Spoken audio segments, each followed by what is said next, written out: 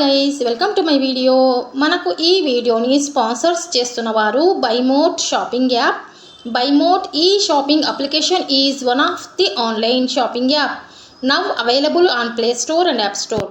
Friends, మనకు ఈ బైమోట్ షాపింగ్లో గ్రాసరీ ఐటమ్స్ కొనుగోలు చేయడానికి ఉపయోగించుకోవచ్చు.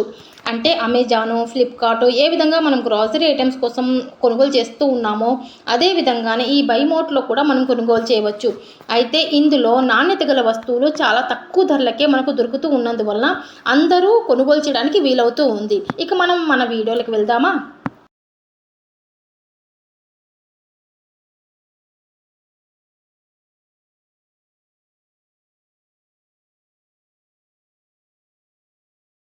வணக்கம், நான் டாக்டர் செந்தில் பேசுகிறேன்.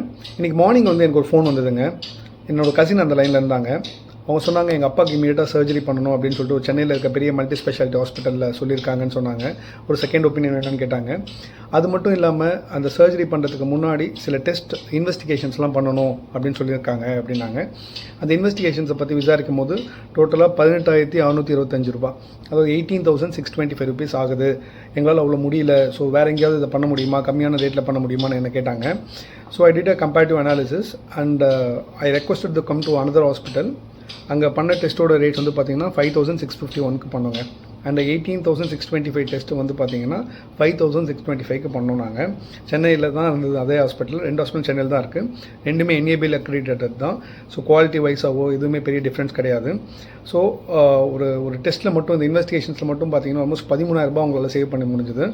எனக்கே இது ஷாக்கிங்காக இருந்தது ஆக்சுவலாக. ஏன்னா சென்னையில் இருக்க 20 வருஷமாக இருக்கிற எனக்கே வந்து இவ்வளோ பெரிய டிஃப்ரென்சஸ் இருக்குமான்றதுனால நான் being a doctor myself commonly done test ஒரு 20 டெஸ்ட் எடுத்துகிட்டு ஒரு கம்பேரிட்டிவ் அனாலிசிஸ் மாதிரி பண்ணி பார்க்கலான்னு சொல்லிட்டு ஸோ நான் எங்கே டெஸ்ட் அவங்களுக்கு பண்ணணும் அந்த ஹாஸ்பிட்டல் கூட சென்னையில் இருக்க 4 பெரிய ஹாஸ்பிட்டல்ஸை வந்து அவங்களோட ரேட்ஸை கலெக்ட் பண்ணிவிட்டு ஒரு comparative analysis பண்ணியிருக்கேங்க.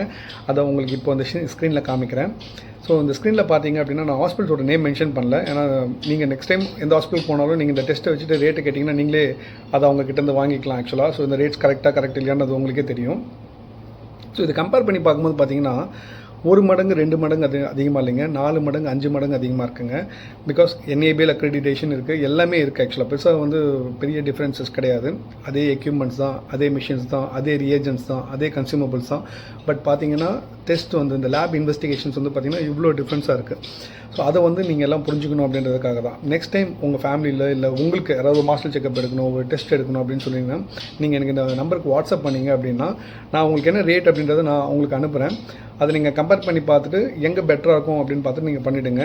So if you can save at least 50% or 60% அப்படின்னும் போது என்ன தான் அஃபோர்டபுளாக இருந்தாலும் நம்ம எங்கே அது காசை வந்து அனாவசியமாக செலவு பண்ணணும். அதுதான் இந்த வீடியோவோட பதிவு.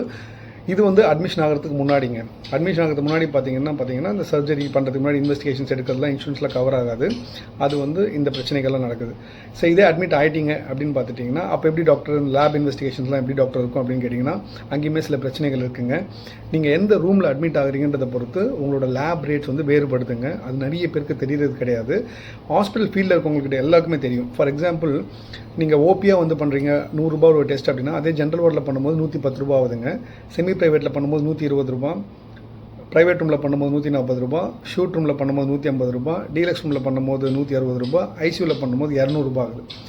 ஒரு எக்ஸ்ரே நீ எடுக்கிறீங்க அப்படின்னா அந்த எக்ஸ்ரேயோட ரேட் வந்து பார்த்திங்கன்னா இப்படி வந்து வேரி ஆகுது. அதோட டேப்லெட் காலமும் நான் போடுறேன்.